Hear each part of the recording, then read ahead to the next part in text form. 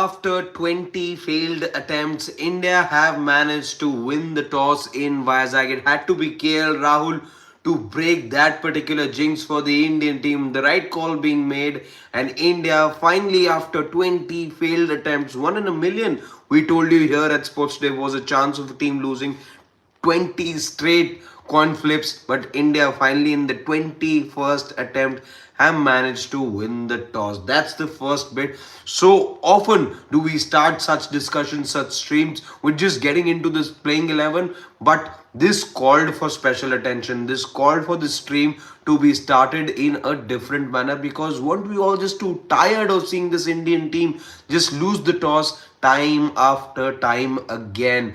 Yes, as Priyanshu is also saying it, it's a miracle after all. But going beyond this little miracle, we have some team news as well for you.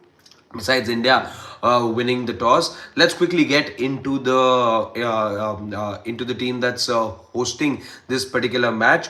One change for India. We were sort of thinking whether they'll be making any change going into the final match or not. Things were okay. You were close in both the matches.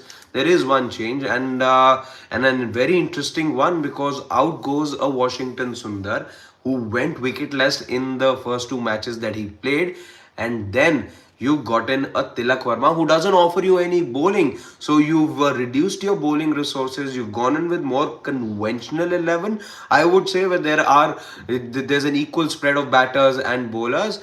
We have seen in recent times this Indian team have a proclivity towards having people who can do both the things, which is where Washington Sundar was also perhaps making the cut, but not for this particular match. Is the series decider really the clincher over here, and the fact that this Indian team has gone ahead and made a U-turn?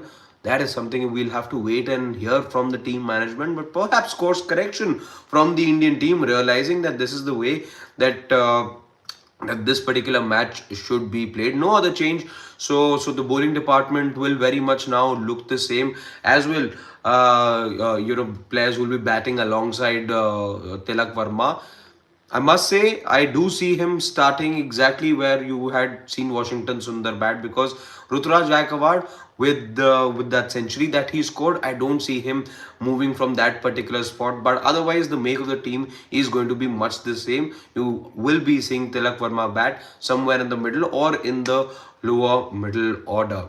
And I do expect him to do well as well. I think that's a position that he is meant to perform well at. Let's also quickly talk about the visitors who have, remember, a very good chance of inflicting a second series loss on India. And this will be a historic tour in many ways then for South Africa if they manage to do the double over India. And India really do not want that embarrassment. You've still not gotten over the embarrassment of the test series. Yes, I agree, bilaterals don't carry that weight anymore, or that prestige value. But these are not the same times in Indian cricket. Remember, Test cricket has gone down the drain at the moment, and you really need something to cling on to for a team that had done so well in the 2023 World Cup, and you have high expectations for the 2027 World Cup. They better not lose this series. Very quickly, as far as South Africa are concerned, I'm sorry, I just digressed a bit over there.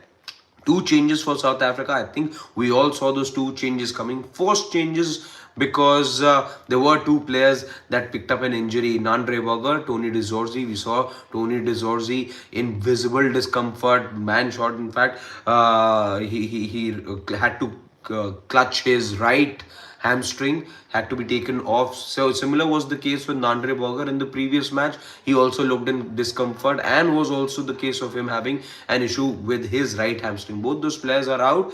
Bartman comes into the side. O'Neill Bartman, we'd seen him in the first match, didn't look up to scratch. Hopefully he'll come good for South Africa in this match.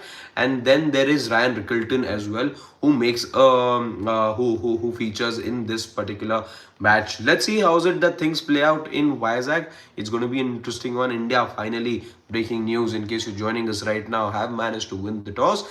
And interesting how India go about their business and how India go about their chase. Can India in fact do what South Africa could not do, and that is by restricting India to a total around 320, 330 maybe. Both times you saw India get to about 350 odd.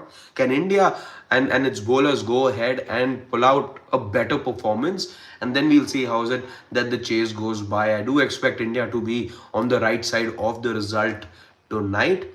And yeah, do join us as this particular match wears on. We will be joining you now from the studio for the mid innings and the post match. Post match, of course, will be a lengthier discussion with you all, where we look forward to taking your thoughts as well. Priyanshu, I'll just take his comment before Ali. He says Kuldeep without you will be lethal. Absolutely, I totally agree. The Indian spinners were nullified. Even Jadeja wasn't getting any grip at all. Similar for Kuldeep.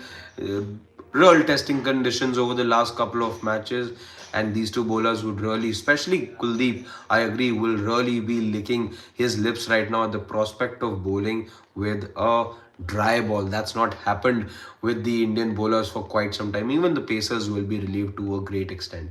Thank you so much, guys. As always, pleasure bringing you the team news. I'll see you now from the Sports Studio.